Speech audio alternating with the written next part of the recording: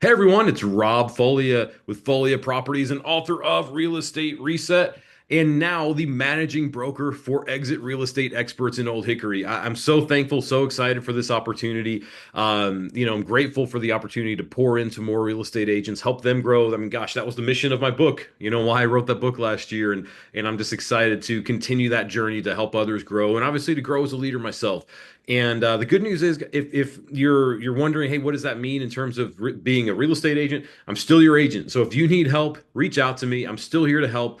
Despite being managing broker, I'm going to be selling as well. So when you reach out to me for help, you'll be working with me, not some other agent or somebody in the office or anything. Nope, you'll be working with me. Nothing has changed when it comes to that. I'm still your guy. I'm still your local real estate economist of choice, and I'm grateful to be that as well. So without further ado, it is the first week in May, and you know what that means? It's time to look at the market. So let's see what's happening in the world of real estate and just dive right in. First things first, it's just like we've talked about almost ad nauseum over the last couple of years. Let's start with interest rates. This is the Freddie Mac website where we dive in, take a look at the 30-year fixed and 15-year fixed conventional rates. I mostly focus on 30-year just because that's what most people use. Honestly, and I recommend the 30-year over the 15 only because 15 you're locking yourself into a higher payment. If things change in your life, you might be in a spot where, you're struggling to afford that 15-year payment, whereas the 30-year payment is going to be a little easier for most people. And here's the good news. Despite the fact that we have seen rates jump up a little bit here over the last couple of months, I mean, gosh, they were hovering around 6.6. They had peaked close to 7. Now they're still around 6 and 3/4. Um, the good news is they're still kind of leveling out, just like they have for the last couple of years in the 6%. I mean, you can see if we just look back at the 3-year trend. Yes, 3 years ago, rates started to rise, and that is what it is. And yes, they kind of peaked close to 8% about 1.5 to 2 years ago. But ever since, they definitely have settled in the 6 to 7% range. The reason that's good news, and while obviously if it was more affordable, if rates were lower, that would be more beneficial for most people. The good news about stabilizing rates is that it allows you to plan. It allows you to look with, just look with clarity and see that, hey, if my rate's going to be just say 6.76% on my 30-year fixed rate, and I want to buy this home, fill in the blank with whatever home you see, you can know and forecast what your payment's going to look like. And you can't do that if rates are fluctuating. You can't do that if you think rates are going to be 8% next month or 6% next month. You don't really know. And so the fact that we've seen rates kind of be stable for, gosh, better part of 3 years. Yes, they've gone up and down like we just talked about, but they're in that 6 to 7% range. Really call them high sixes. You can call it 7 if you want to round up. It allows you to plan, and that's the good news. The other good news with it, I think stabilizing rates helps the market stabilize too. And so let's take a look at the market and just dive right in. I'll be honest, I have not looked at these stats yet. So live to tape, you are going to be looking at these with me for the first time. And so we're just going to start with Davidson County. We'll probably just stay in Davidson today. I want to keep this relatively short. And if you've seen any of my videos, you know I can ramble about numbers. So I don't want to ramble too much. Um, so here's the first thing I want to start. Let's just start at the first line. I'm seeing new listings down 11% April 25 over 24. What does that mean for y'all as homeowners? Well, if you're thinking of selling, that tells me it might be a good time. It tells me that inventory, despite inventory being up right here, as you can see, then we'll get into that in a moment. The reality is, with new listings being going down, there might be a little less competition for the brand new listings that hit the market, the exciting listings you could call them. Nothing against a home that has been on the market for months, but it gets stale when it's been on the market. New listings are the ones that tend to pop, and if they're priced right, they tend to go quickly. It just is what it is.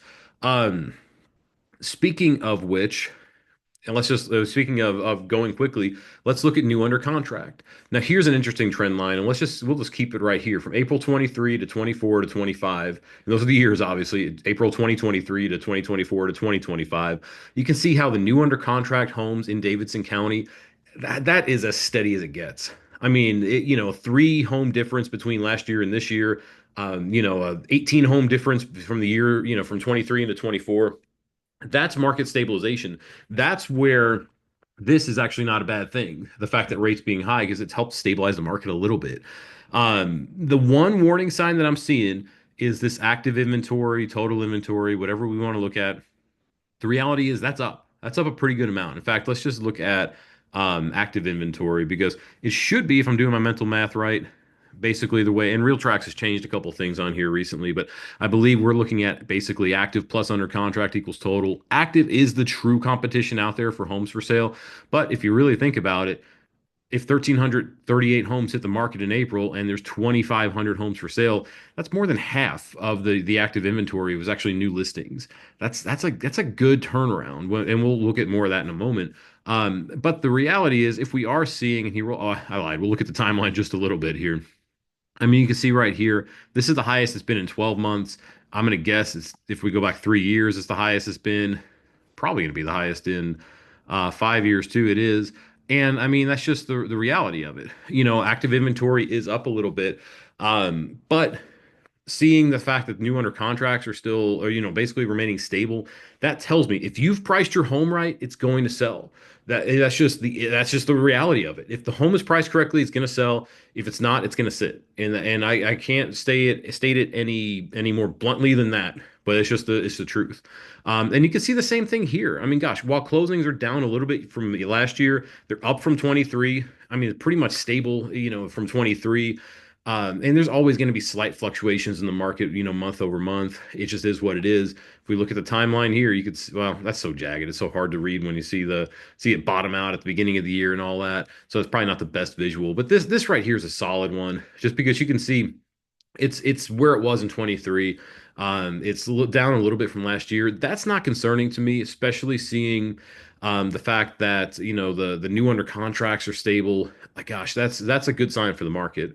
Um, I've always been a little hesitant to look too much at sales price and, median or average in a vacuum, just because, if you look at 23 to 24, guys, the price of a home in Davidson County did not go up by, this says 20% or 19 plus percent. It did not go up that much in one year from 23 to 24. That's usually, that being in a vacuum tends to really distort the numbers a little bit. But just seeing the fact that we're still close to this, we're up from 2 years ago. That's a good sign. Let's look at this let's just zoom in to say 3 years, and let's change one more thing. Let's round this out just a little bit. Go to a 3 month rolling. What that does is it helps calculate the numbers in a little bit larger of a sample size, so it's not quite as jagged. It doesn't look quite as much like an EKG, and you can see just kind of how what the numbers are looking like. They peaked last year, as you can see. Sales prices definitely peaked in quarter 2 of last year in April and May. The interesting thing here, and I want to look back at this real quick. Well, you can see actually the interesting thing is rates were higher than they are right now, which is a little surprising looking at this. But still, that could just be a clue as to the economy, what's happening in the economy. We'll leave it at that. Um, Still, the fact remains that I'm not seeing this. I mean, we're seeing it go up from March, which is a good thing, up from January and February, up from the end of last year too. Those are all great signs, things that are showing a healthy real estate market. So that's a great thing. The only other warning sign that I'm seeing on here, and I told you I didn't want to go too deep into everything, but months of supply. Months of supply, again, if you're new to my videos, you might not be too sure what months of supply is, but months of supply is something that tells us if no other home were to hit the market, this is how long it would take the current real estate market to absorb or to buy out all of the other homes that are out there. It's kind of a measurement of how aggressive the buying market is, you could say. And seeing this be at about 4.5 months, 5 to 7 months is considered balanced. Call it 6 months. That's considered balanced. Less than 6 months is considered a seller's market. Above 6 months is considered a buyer's market. And then how far you stray from 6 months is really how extreme it is. Like think back to 3 years ago, and if you were into real estate 3 years ago, you would have seen that was a market where literally a home would hit the market and it would get 20 offers in 20 minutes and it would sell like there was no tomorrow. It was insane. And that's when rates were lower. That was just it was just a market that honestly I hope we never see again. While it was great for sellers, it was so chaotic. It was not good for buyers. It was not good for inflation. It's honestly good that things have leveled out a little bit. The fact that we're down a little bit compared to where it was, you can see it started out the year really inching close to 6%. You can probably go back and see some of my older videos and see how I was talking about this was really starting to show signs of a balanced market, might even encroach into a buyer's market at some point. It's dropped a little bit. That's a good sign. It's not nearly as aggressive as it was last year. You can see right here, Davidson County of April 24, 3.3 months of supply. April of 23, basically 3.3 months of supply. So now we're at 4.5 months of supply. And in fact, that's what the timeline here was showing. That's a pretty major jump. And that's the only thing that I'm seeing that makes me say, hey, maybe this is a sign that the market's changing. Y'all know if you've watched any of my videos in the past, I am not the one to speculate on what the market's going to do in 6 months or 12 months. Too many things change. I was the one who was yelling from the rooftops 3 or 4 years ago when rates were rising, and I saw lenders and other agents say, marry the house and date the rate. Then and I was trying to yell from the rooftops that, hey, you're not dating an interest rate, you're locking into that for 30 years. So those guys were speculating. I was not. I was saying this is the reality of what we're seeing. This is the reality of what we're seeing. We're seeing the market start to encroach back into being a balanced market. I think there's a lot of factors that go into it. But again, there's good signs. So if you're looking to sell a home right now, this right here is a good sign. It tells me that homes are still selling. They're still selling at the rate that we're accustomed to. It's just not every home, and it's just about how well a home is priced. In fact, let's look at one more thing before we close this out. And it's going to take me a minute to find it only because RealTrax doesn't do a good job of showing it on that last one. And that is this average sales price to list price. And let's get rid of the 3 years just because, and in fact, you can see this was that 20 offers in 20 minutes market in 2022. That was insane, where homes were selling on average for 4.5% or 4% above asking price. Like that was not good. That's not good for consumers, for home buyers, for home. It's great for homeowners, but that's a whole nother story. Let's just we'll look at a 1 year trend. That's all we really need right now. And while you can see, it did dip a little bit toward the end of last year and into the beginning of this. The average is still 97, close to 98%. You can see that it peaked last year at 98.4, almost 98.5%. That's not a huge difference. That's saying the average home, if it was listed for easy math, let's use our most recent number here. For easy math, say your home was listed for $100,000, it would have on average sold for $97,840. So 97.84% of the asking price. That's again on average. That's telling me that we're not seeing a huge difference compared to last year. I've seen from my listings personally over the last 12 to 24 months that as long as we're priced correctly, priced in line with recent sales, priced in line with what the market's doing, we're going to sell within a couple of weeks. Sometimes quicker, knock on wood. Hopefully that continues, that trend continues as the market continues throughout the year. However, that's what we should see. So if you're not seeing that and you're a homeowner or you're hearing something different, it's all about price, guys, and it's all about this right here. And so I'll probably cut it off there. Again, I could ramble on this stuff, for way, way, way too long, longer than most people want to watch. But if you're curious about your